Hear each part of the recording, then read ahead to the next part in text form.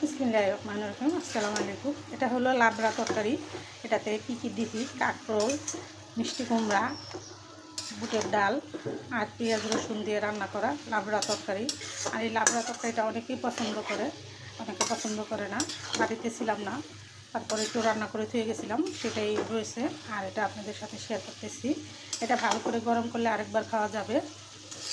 এর সাথে একটু পুঁই শাকও আছে। এটা রান্না করতে লাগবে বুটের ডাল, কেউ আরেকটা ডাল দিয়েও রান্না করতে পারেন।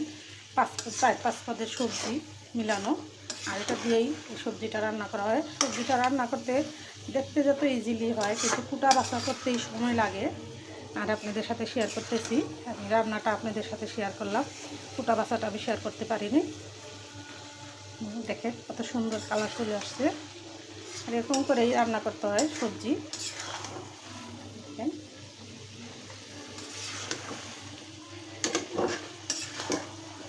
আমার ছেলে এসে বলতেছে, মা এটার সাথে কি চিংড়ি মাছ দিলে আরও বেশি ভালো হইতো। তো চিংড়ি মাছ কী করা যায় দেখি, দেখতে থাকুন।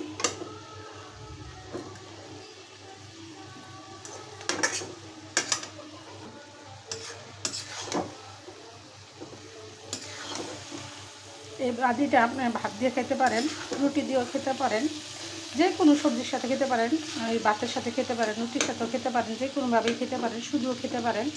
আর এই সবজিটা অনেক স্বাস্থ্যকর, পুষ্টিকর খাবার। যারা ডায়াবেটিস আছে তাদের জন্য তো 100 ভাগই খাওয়া উচিত বেশি করে। এই সবজিটা দেখেন কত সুন্দরই আমি হয়েছে।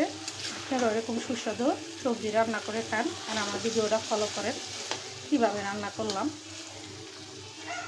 কী কী মশলা, কী কী উপকরণ দিচ্ছে। এটার সাথে আদা রসুন হলুদের ফাঁকি আর মরিচের ফাঁকি আর পেঁয়াজ কাঁচামরিচ, আর কোনো মশলাই আমি এটার সাথে দিই নাই। সবজিতে অত বেশি মশলা লাগে না। দেখেন ভাজা ভাজা হয়ে গেছে, আমি আর বেশি টানাবো না। দেখেন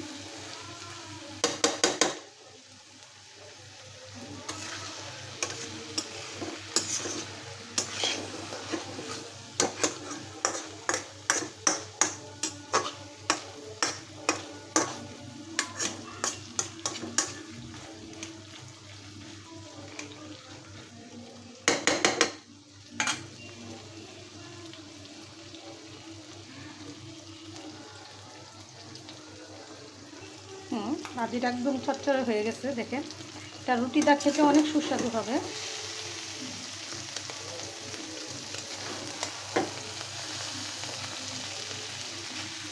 ভিডিওটা বড় না করে এখানে রেখে দিলাম। আসসালামু আলাইকুম। নতুন নতুন এরকম ভিডিও পেতে সাথেই থাকুন। আসসালামু আলাইকুম।